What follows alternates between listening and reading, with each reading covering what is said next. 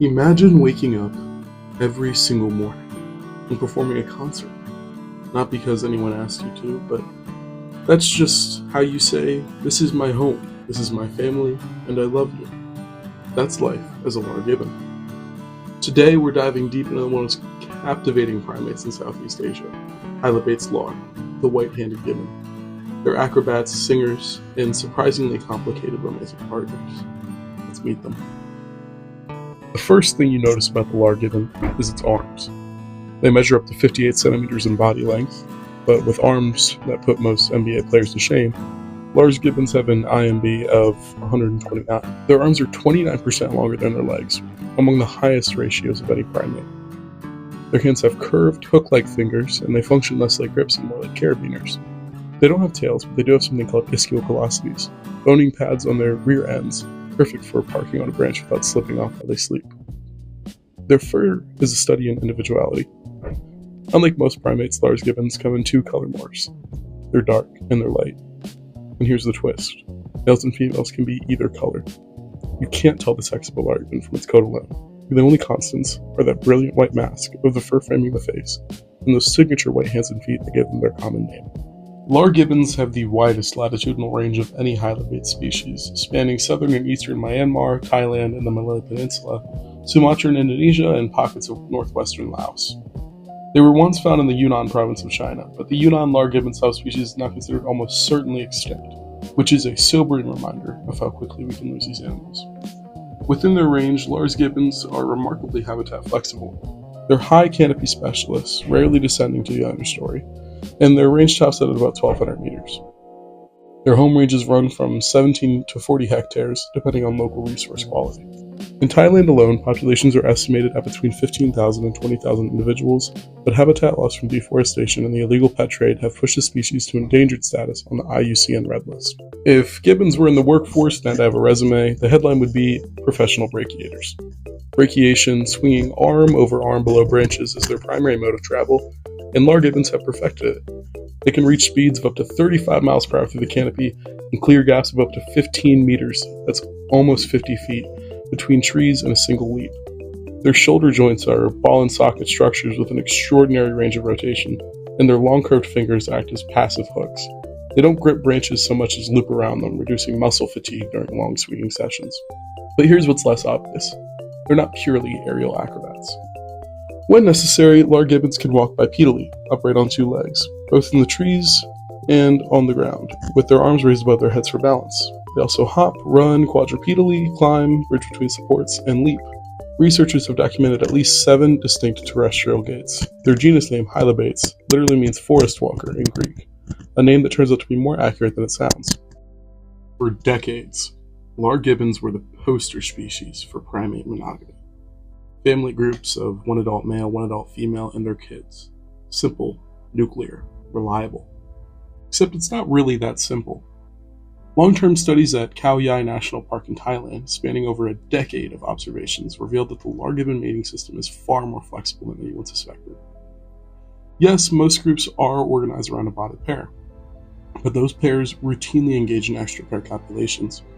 Females sometimes form polyandrous arrangements bonded with more than one male simultaneously, particularly in areas where home ranges are large and resources are stretched thin.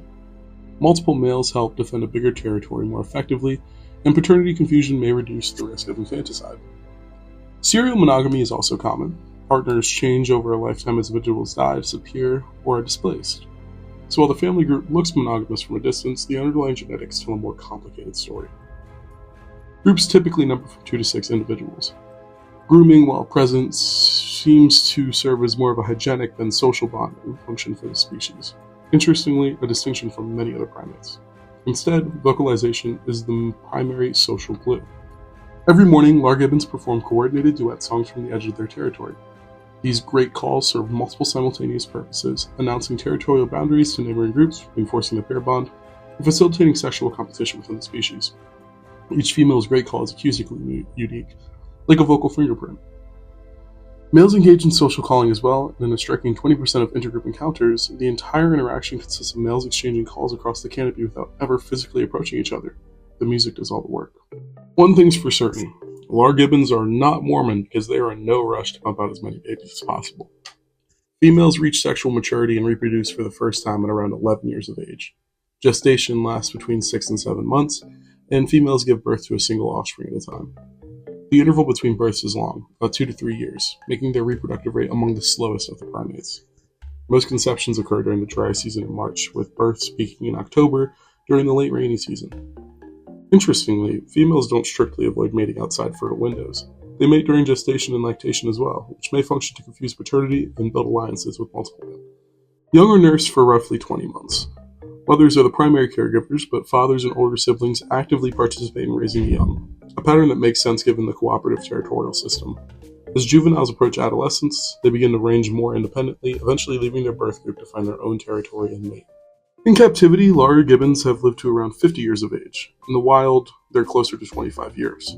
This slow life history strategy, late reproduction, long infant dependency, few offspring, means that populations are extremely vulnerable to any disturbance. Losing even a few reproductive females can set a population back decades. Gibbons occupy a rather fascinating place in the entire primate family tree.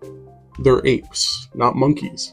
They diverged from the lineage leading to humans, chimps, and gorillas about 17 to 20 million years ago, making them the earliest branching living hominids. In theory, studying their cognition should tell us something profound about the baseline intelligence of our shared ancestor. In practice, cognitive research on gibbons has lagged far behind work on great apes. But what we do know is this. Lar gibbons demonstrate comprehension of object permanence. They understand that an object continues to exist after it disappears from view. They can follow social cues, including pointing gestures, combined gaze and body orientation to locate hidden food, and one remarkable study documented a juvenile Lar gibbon raised in close human contact interpreting all experimenter-given cues with precision rivaling enculturated great apes without any prior training. Gibbons also show limited tool use in captivity, using rakes to retrieve out-of-reach food, though their performance declines when the relationship between tool and goal isn't directly perceivable. Neurologically, the gibbon prefrontal cortex associated with problem-solving and executive function occupies similar proportions to other apes, but with less cortical folding and therefore less surface area. Cognitively, gibbons appear to sit somewhere between monkeys and great apes, capable of impressive feats, but operating with a somewhat less flexible toolkit than their larger cousins. Here's what I think makes the Lar gibbon genuinely remarkable. They're singing apes. I don't mean that loosely. The great call of Hylobates Lar is a structured, syntactically organized vocal sequence. There's an introductory phase, a climactic great call, and an interlude performed in a coordinated counterpoint between bonded pairs. Each pair develops unique variations on a species-typical theme. Research has shown that individual females can be acoustically identified by their calls alone. The calls encode information about territorial boundaries, pair bond status, individual identity, and possibly emotional state. From an evolutionary standpoint, this is extraordinary. The capacity for complex, learned, coordinized vocalizations, which is what birdsong is, and which many scientists consider a precursor to the evolution of human language, appears independently in gibbons within the hominoid order. Most great apes are not capable of the kind of precise vocal learning and coordination that Lars gibbons perform every single morning. Chimpanzees can't do it. Gorillas can't do it. But this small ape, hanging in a Southeast Asian rainforest at dawn, can and does it every single day.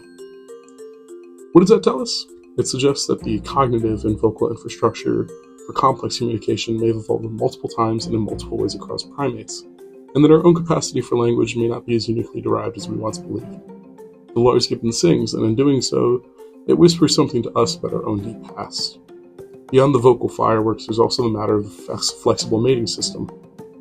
We spent decades calling gibbons monogamous, which made them the convenient moral symbols for human pair bonding. Reality is messier and more interesting. Lar gibbons are serial partners, strategic polygamists when conditions require it, and social architects of territorial alliances that extend beyond simple family units. Evolution doesn't optimize for simplicity, it optimizes for survival, and the Lar gibbon is proof. The Lar gibbon is listed as endangered by the IUCN Red List. Habitat destruction from logging, palm oil agriculture, and urban expansion is fragmenting and eliminating the forest it depends on. The illegal pet trade removes individuals from wild populations, often killing mothers just to capture infants. In Thailand alone, it's estimated that for every gibbon that reaches a research center, several more die during capture and transport. Conservation efforts, including habitat protection, rehabilitation programs, and anti-poaching enforcement, are critical. But so is understanding.